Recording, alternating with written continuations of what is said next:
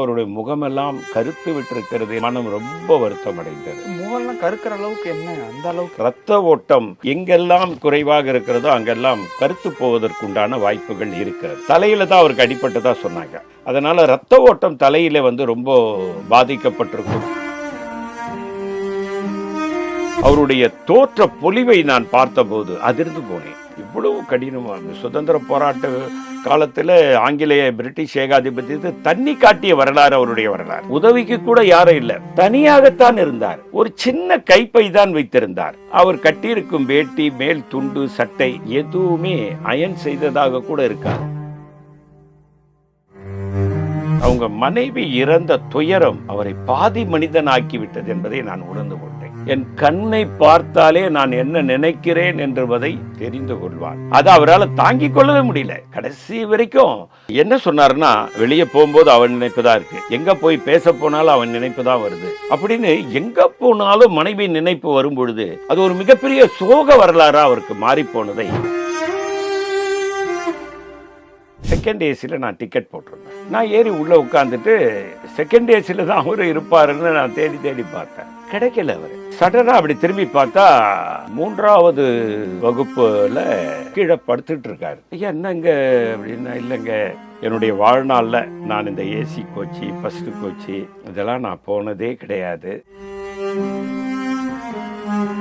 இப்போதைக்கு அவருடைய சொத்துக்கள்லாம் எந்த அளவுக்கு இருக்கும், எவ்வளவு இருக்கும்? அவருக்கு சொத்தே கிடையாதுங்க. அரசாங்கம் ஒரு வீடு கொடுத்திருந்தது. அந்த வீட்டுல தான் இருப்பாரு. அந்த வீட்டுல இருந்தாரு. நந்தனம் கிட்ட இருக்கு. அவருக்கு 80 வயதுலங்க கட்சி நிதி திரட்டி 1 கோடி ரூபாய் அவர் கொடுத்தாங்க. கொடுக்கும் போது அவர் என்ன பண்ணிட்டாருங்க, அந்த மேடையிலே கட்சி கொடுத்துட்டார். வாங்கின படத்தை கட்சியே கொடுத்து கட்சிக்கிட்ட அப்பவே கொடுத்துட்டார். இது கட்சி நிதியில் சேர்க்கவுன்ட்டார். தமிழக அரசு ஒரு விருது கொடுத்து 1 லட்சம் ரூபாய் பணம் கொடுத்தது. அப்ப அதை என்ன பண்றாரு, 50 லட்சம் ரூபாய் கம்யூனிஸ்ட் கட்சிக்கும் 50 லட்சம் ரூபாய் அநாதை இல்லத்துக்கும் கொடுத்துட்டாரு. கடைசி வரையில்.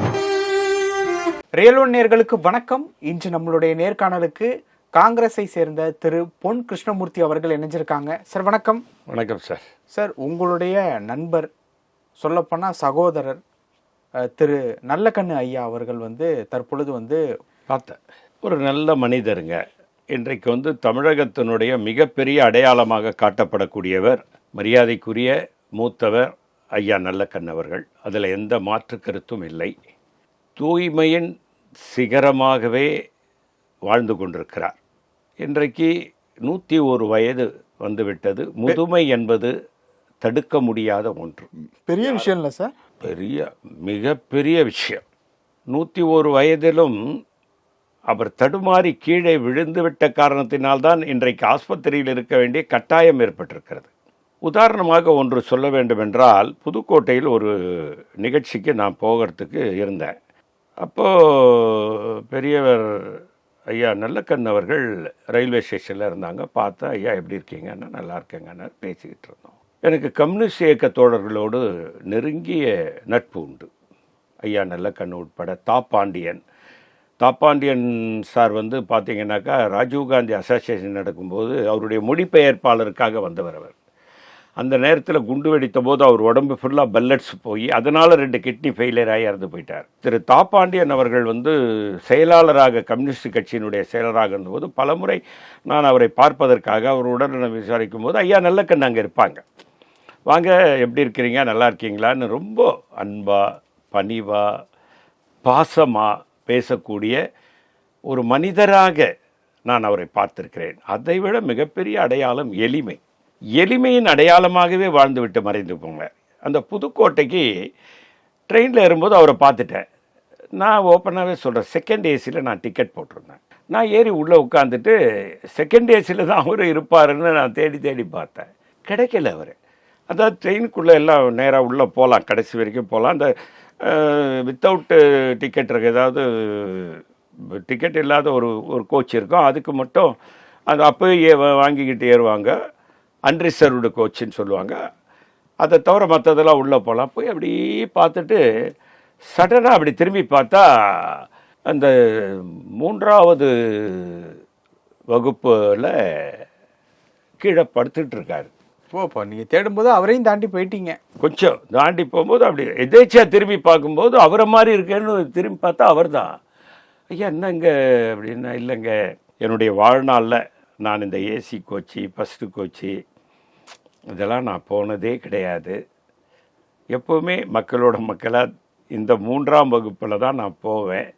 ஆனால் என்னுடைய நல்லக்கன்று என்ற பெயரை பார்த்தவுடன் ரயில்வே டிபார்ட்மெண்ட்டு எனக்கு அந்த கீழ் பர்த்தை போட்டு கொடுத்துருவாங்க. என்னுடைய வயது காரணமாகவும் என் மீது இருக்கக்கூடிய அபரீதமான பற்றின் காரணமாகவும் அவர் சொன்ன வார்த்தை இது. அதனால் நான் இங்கே கீழே படுத்திருக்கேன். ஐயா அங்கே ஒரு இடம் கூட காலியாக இருக்குது, நம்ம போகலாம். இல்லைங்க அப்படின்னு அவரோட கொஞ்சம் நேரம் பேசிக்கிட்டு இருந்துட்டு அப்புறம் நான் போன வரலாறுலாம் மறக்க முடியாத நினைவுகள். ஒரு மாபெரும் மனிதர்.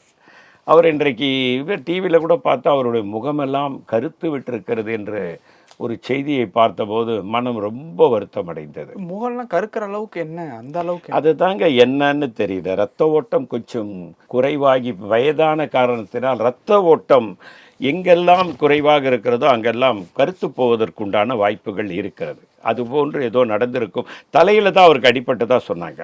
அதனால் இரத்த ஓட்டம் தலையில் ரொம்ப பாதிக்கப்பட்டிருக்குமோ, அதனால் முகம் கருத்து போய்விட்டதோ என்ற ஒரு கருத்து இருக்கிறது.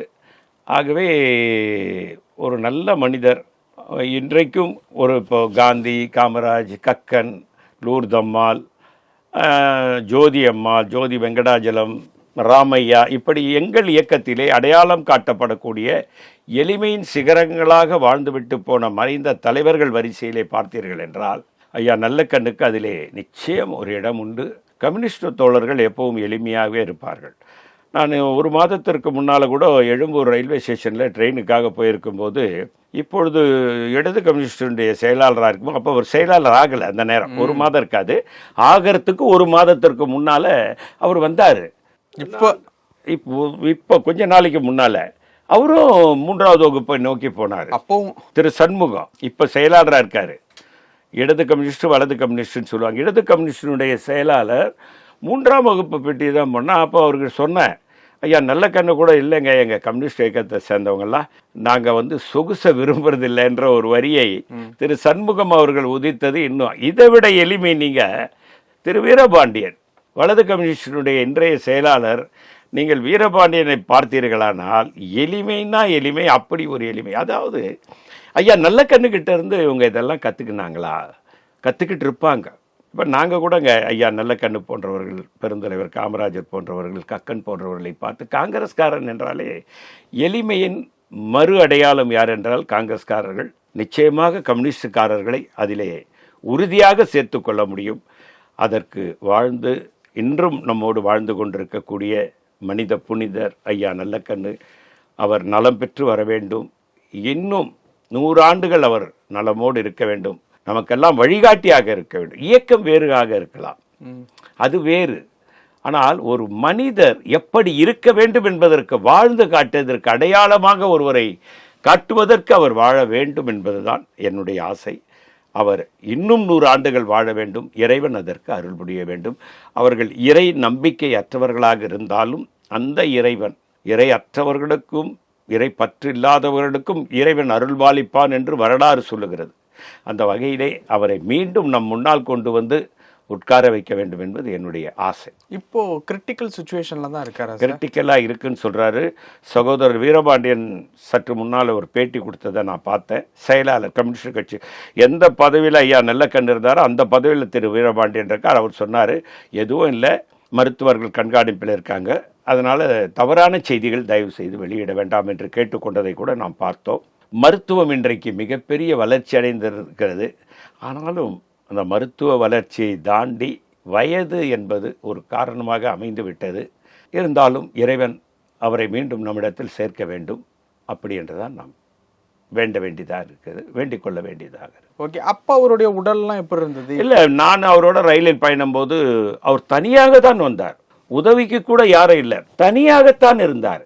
ஒரு சின்ன கைப்பை தான் வைத்திருந்தார். அவர் கட்டியிருக்கும் வேட்டி, மேல் துண்டு, சட்டை எதுவுமே அயன் செய்ததாக கூட இருக்காது.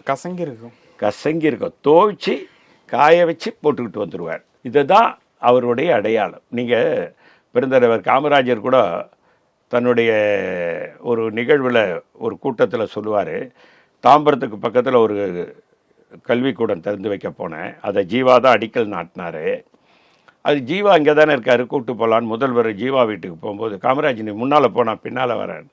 என்ன ஜீவா என்ன இருக்குது, வா போகலாம் ஒன்றா காரில் அப்படின்னா. இல்லை நீ போ அப்படின்னா. இவர் போனது கொஞ்ச நேரம் கழிச்சு திரு ஜீவா அவர்கள் வந்திருக்காரு. என்ன ஆச்சு, ஏன்?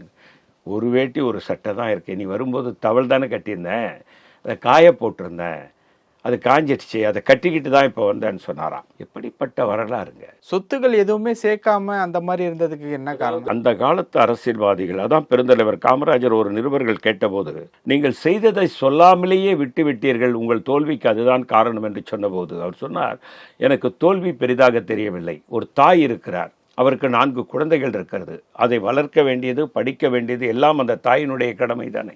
அதைத்தானே நான் செய்தேன். ஒரு முதல்வர் என்றால் என்ன, தமிழக மக்களுக்கு நான் தாய், அதைத்தான் செய்தேன். ஒரு தாய் செய்ததை சொல்லி காட்டுவாளா? சொல்லி காட்ட மாட்டாள். அவருடைய கடமை, என்னுடைய கடமை அது. ஆகவே சொல்லி காட்ட வேண்டிய அவசியம் இல்லை. தோற்றாலும் பரவாயில்லை என்ற அந்த வரிகள் எவ்வளவு புனிதமானது என்பதை நீங்கள் எண்ணிப்பார்கள். அதனால் அன்றைக்கு இருந்தவர்கள், சுதந்திர போராட்டத்திலே ஈடுபட்டவர்கள் காங்கிரஸ்காரர்கள், கம்யூனிஸ்டுக்காரர்கள் தான்.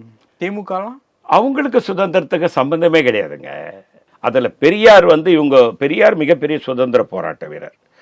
காந்திஜி அவர்கள் கள்ளுக்கடை வேண்டாம் என்று சொன்னபோது தன்னுடைய வீட்டில் இருந்த 500 தென்னை மரங்களை வெட்டியவர் பெரியார். மிகப்பெரிய செல்வந்தர், தமிழ்நாட்டிலே 25 பணக்காரர்களை அடையாளம் காட்டப்படக்கூடியவர் பெரியார் அவர்கள். காந்தி சொன்னார் என்பதற்காக தன் கையாலேயே நூலை நூத்து தோல் மேல் போட்டுக்கொண்டு தெரு தெருவாக விற்றவர் பெரியார். பெரியாரை அவங்க சொந்தம் கொண்டாடுறாங்க. பெரியார் திராவிட முன்னேற்ற கழகம் ஆட்சி 67 வரும்போது ராஜாஜி தான் அவர்களை ஆதரிச்சாரு தவிர, பெரியார் காமராஜர் பக்கம் தான் நின்னார், காங்கிரஸ் பக்கம் தான் நின்னார். அதர் தீக்காலிருந்து பிரிஞ்சு போனது திமுகவா இருந்தாலும், ஆனாலும் இந்த மனிதனை விட்டு விடாதீர்கள், இன்னும் 10 ஆண்டுகளுக்கு இவரை முதல்வராக இருந்தால் மட்டுமே தமிழ்நாடு வளர்ச்சி அடையும் என்ற ஒரு வார்த்தையை உதித்த புனிதர் யார் என்று சொன்னால் தந்தை பெரியார் அவர்கள். ஓகே, இப்போ நல்லக்கண்ணு அவர்களுடைய அந்த விஷயத்துக்கு வருவோம். இந்த நல்லக்கண்ணு அவர்களை பொறுத்த வரைக்கும் இப்போதைக்கு அவருடைய சொத்துக்கள்லாம் எந்த அளவுக்கு இருக்கும், எவ்வளோ இருக்கும்? அவருக்கு சொத்தே கிடையாதுங்க. அரசாங்கம் ஒரு வீடு கொடுத்திருந்தது, அந்த வீட்டில் தான் இருப்பார். அந்த வீட்டில் இருந்தார். அது பழுத்த எடுத்தோடு இங்கே நம்ம நந்தனம் கிட்ட இருக்கு. அவர் வாடகை வீட்டுக்கு போவதற்கு தயாராகி விட்டார். ஆனால் வாடகையும் கட்சி தான் கொடுக்க வேண்டும். அவருக்கு 80 வயதுலங்க கட்சி நிதி திரட்டி 1 கோடி ரூபாய் அவர் கொடுத்தாங்க. அதை வச்சுக்கிட்டு அவர் டெபாசிட் பண்ணிட்டோம். அப்போ அவங்க மனைவி இருந்தாங்க. அந்த டெபாசிட் தொகையை வைத்து அவர் வாடகை கொடுக்கறது அது இதுக்கெல்லாம் நல்லா இருக்கு. அவருக்கு ஒரே ஒரு மகள் என்று நான் நினைக்கிறேன். அந்த மகள் பேர் கூட ஆண்டாள், கரெக்ட், ஆண்டாள். அப்போ அவங்க அது கொடுக்கும் போது அவர் என்ன பண்ணிட்டாருங்க, அந்த மேடையிலே கட்சி கொடுத்துட்டார். வாங்கின படத்தை கட்சிக்கே கொடுத்து, கட்சிக்கிட்ட அப்பவே கொடுத்துட்டார். இது கட்சி நிதியில் சேர்க்கவுன்ட்டார். தமிழக அரசு ஒரு விருது கொடுத்து 1 லட்சம் ரூபா பணம் கொடுத்தது தமிழக அரசு. அப்போ அதை என்ன பண்ணுறாரு, 50 லட்ச ரூபா கம்யூனிஸ்ட் கட்சிக்கும் 50 லட்ச ரூபாய் அநாதை இல்லத்துக்கும் கொடுத்துட்டாரு. கடைசி வரையில் அரசாங்க வீட்டிலேயே வாழ்ந்தார். ஆனால் அவர் மறைவி இறந்தபோது நான் அதுக்கு மரியாதை செலுத்துவதற்கு போயிருந்தேன், போய்விட்டு வந்தேன். அதுக்கப்புறம் அவர் ஒரு முறை பார்க்கும்போது தன் மனைவியினுடைய நினைவை பற்றி அவர் பேசினது, அவருக்கு அவங்க மனைவி இறந்த துயரம் அவரை பாதி மனிதனாக்கி விட்டது என்பதை நான் உணர்ந்து கொண்டேன். அவர் என்ன சொன்னார் என்றால், தன் மனைவியை பற்றி நான் வெளியே போகும்பொழுது எனக்கு என்னென்ன செய்ய வேண்டுமோ அதையெல்லாம் செய்துதான் அனுப்புவாள். எனக்கு என்ன தேவையோ அதை தெரிந்து செய்வாள். என் கண்ணை பார்த்தாலே நான் என்ன நினைக்கிறேன் என்பதை தெரிந்து கொள்வாள். நான் எப்பொழுது வீட்டுக்கு வருவேன், நான் உங்களுக்கு என்ன செய்து வைக்க வேண்டும் என்று கேட்பாள். ஆனால் வீட்டில் பொருட்கள் குறைவாக இருந்தாலும் அதை நிறைவாக செய்து வைப்பாள் அப்படின்னு சொல்லிட்டு. ஆனால் அவர் கண் கலங்கலை. அவருடைய தோற்ற பொலிவை நான் பார்த்தபோது அதிர்ந்து போனேன். இவ்வளவு கடினமாக சுதந்திர போராட்ட காலத்தில் ஆங்கிலேய பிரிட்டிஷ் ஏகாதிபத்தியத்தை தண்ணி காட்டிய வரலாறு அவருடைய வரலாறு. மறைவு வாழ்க்கை வாழ்ந்தவர். அவர் ஒரே வரியில் தான் முடித்தார், நான் இந்த அளவுக்கு நல்ல கண்ணு என்ற பெயரோடு, நல்லவன் என்ற பெயரோடு வாழ்வதற்கு என் மனைவி மட்டுமே காரணம். கம்யூனிஸ்ட் இயக்கம் 2வது காரணம். முதல் காரணம் என் மனைவி. ஏனென்றால் நான் எப்படி இருக்க வேண்டும் என்று என்னை செதுக்கியவள் அவள். அவர் மனைவி இறந்து போனதுங்க, அவர் பாதி மனிதராகி. அவங்க மனைவி எப்படி இருந்தாங்க? அவங்க மனைவியும் முதுமையில தான் இறந்துட்டாங்க.